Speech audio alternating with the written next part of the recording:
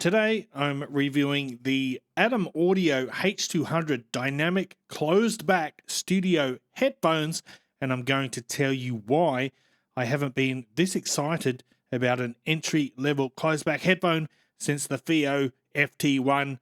Let's get it.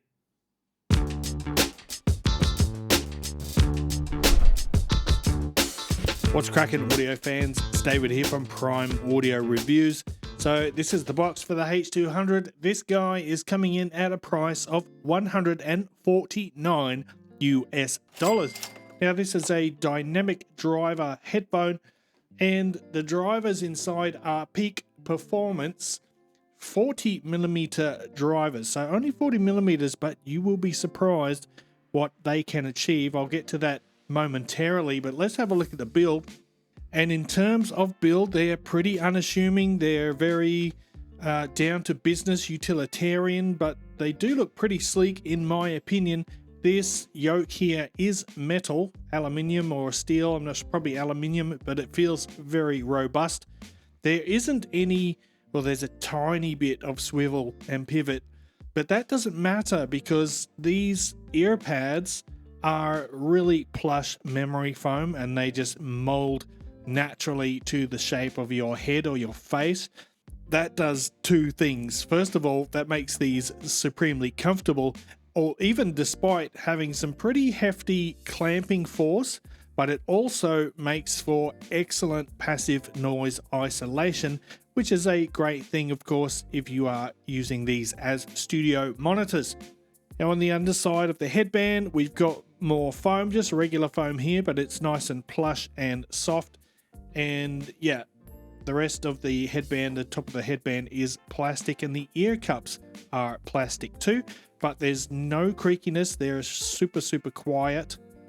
And I should point out that the ear pads, the diameter of the ear pads is a little bit narrow, like it's a little bit snug on my ears, but after the first day I completely forgot about that, and since then I have been using these for hours and hours at a day. Actually, since the day I opened the box, these have been my daily driver for probably about a month.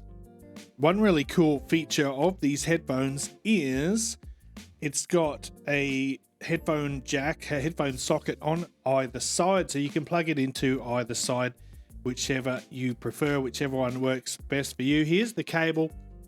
It is a 3-meter long cable, which is longer than average, but you know, it's like I said, designed with studio purpose in mind.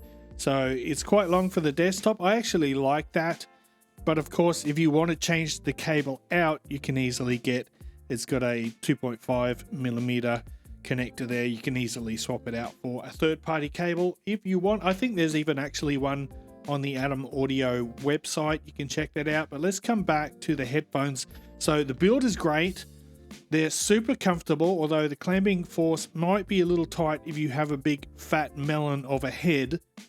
And although the majority of the materials is plastic, apart from that yoke there, the build quality feels really robust and quite stable. And by the way, all these parts, the ear pads, the head pad, they are replaceable because these are designed for with longevity in mind. You can buy replacement parts from ADAM Audio.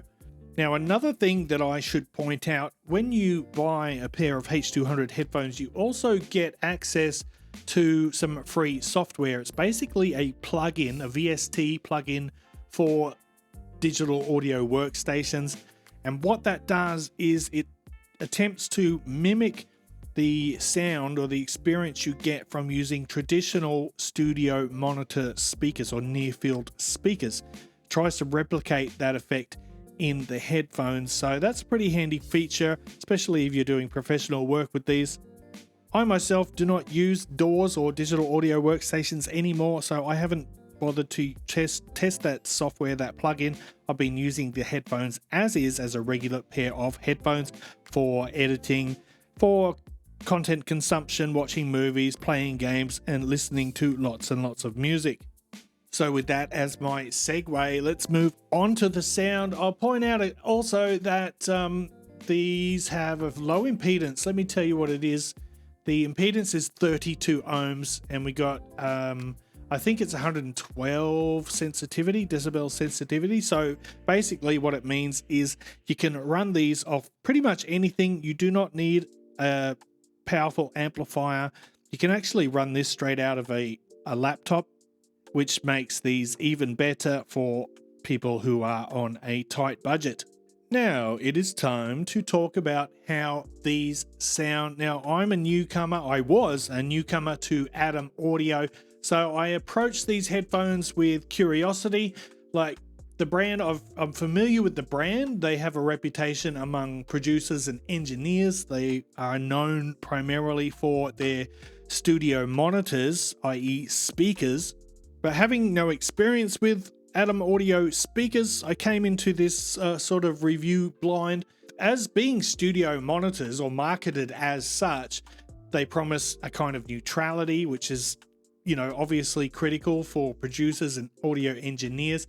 To ADAM Audio's credit, they delivered with these headphones in terms of sound signature. There's no sugarcoating, there's no artificial warmth, just an accurate sound. And for someone like me who values transparency when it's claimed, that was a refreshing first impression. So these have got a near reference neutrality. That I knew that from the first listen. They pretty much outperform any other closed back that claims to be a studio monitor in this price range. So these headphones haven't just earned a spot on my desk, they've basically taken over my desk and have been, as I said, my daily drivers for pretty much everything, because the passive noise isolation is fantastic. They are super comfortable, at least for me, and the sound is fantastic. A bit of a spoiler there, but I'm going to say it right now. These sound incredible. So let's talk bass first of all, and I got to tell you, for a pair of 40mm dynamic drivers, the lows on this headphone is very, very impressive. Not bloated in the least, not that one note thump that you expect from budget headphones, but the bass has got great control, matched with an amazing sub bass depth that can literally rattle your skull. So although the bass is fairly neutral in quantity, the depth and the authority and the control, the texture in that sub bass is just amazing.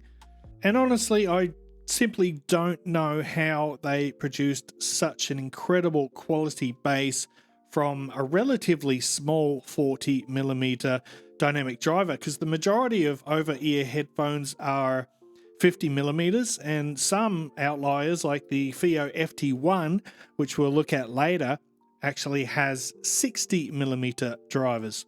So incredible sub bass. The mid bass is nice and punchy. It's got great attacks. It's got a richness to it. It's engaging, yet at the same time it's accurate. It's not bloated. It's not boosted. It's still fairly neutral. Well, actually, it's almost reference quality neutral to my ears. And by the way, anyone who says neutral can't be fun, you haven't met these bad boys. Let's move on to the mid-range. The mid-range, it's nice and clear, it's uncolored, yet at the same time, it's still rich and it's still emotive. Vocals have got a nice natural warmth and body, and instruments sound natural and organic. Even when the track goes like full chaos mode, it's like every instrument has its own VIP section within the soundstage. There's no honkiness, there's no graininess, just this smooth, articulate, buttery sound in the mids. Percussion and instrument attacks are nice and crisp and deliberate. The mid-range is clean, yet there's no shoutiness there, and it is just a pure joy to listen to. Now onto the treble, and more than anything, the H200's natural timbre and fairly expensive soundstage are anchored by its excellent treble tuning. So we've got a crisp top end that delivers clarity without any aggression. The highs are nice and smooth. They're free of sharpness even when you turn up the volume.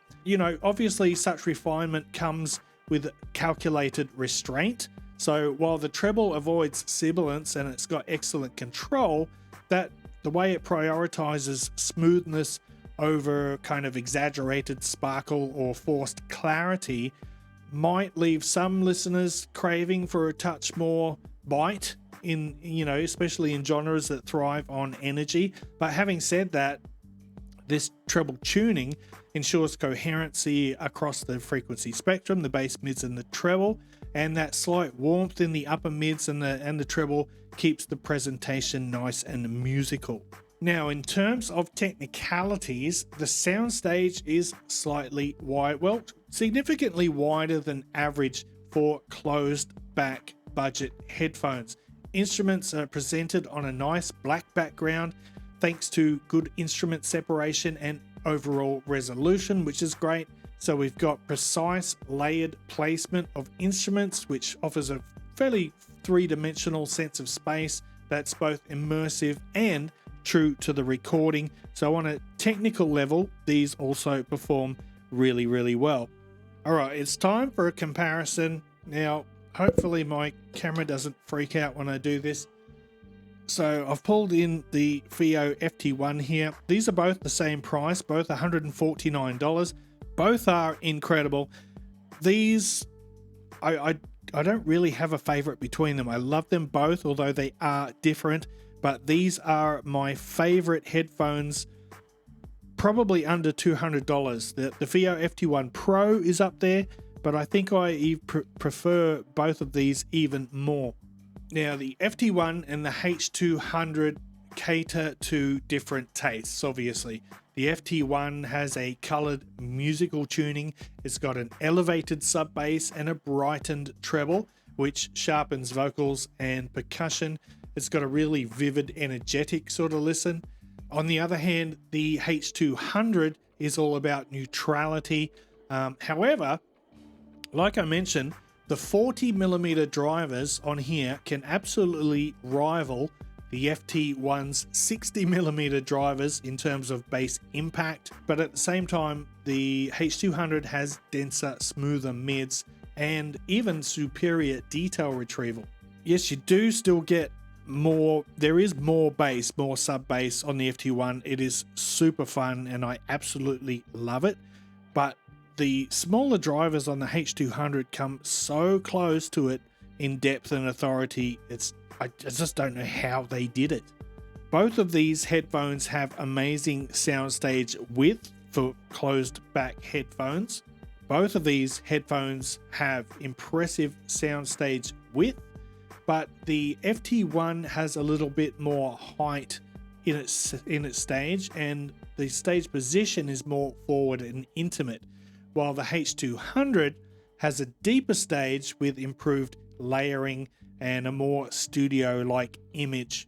And when it comes to physical differences, the FT1 has got a wider diameter on the ear pads there, so if you've got bigger ears, this might be comfortable for you. It's got less clamping force as well, so they are super comfortable. However, they're not as stable on your head, so if you move around a lot, the H200 has a very stable fit due to that clamping force, and these sit on your head really well. You can move around. You don't have to ever worry about these falling off. And another thing to consider, the FT1 comes with a really nice carrying case or storage case, and it comes with 2 cables. The H200 comes only with the pouch and the single cable. So is there a winner? Well, yes, but it's going to depend on what you're looking for. If you're looking for a really dynamic, fun sounding headphone, the FT1 is amazing. If you're looking for neutrality and more accurate tonality and timbre, I think that's where the H200 really shines. So coming back to the ADAM Audio H200, I did not expect to fall in love with these the way that I did. I think these are absolutely fantastic for the money. I think these are probably better than any other closed back studio monitor for under $200. These are just, I'm so impressed. I absolutely love these. So obviously they get my highest recommendation. If you're looking for some headphones, either for use as an audio professional or as an audiophile just looking for a fantastic, good value closed back headphone, check these out. They are amazing. Right, time to wrap it up. Thanks for watching the video. If you liked it, give it a thumbs up, part family audiophile style. If you're new here, consider hitting that subscribe button before you go. And until next time, I'll see you later.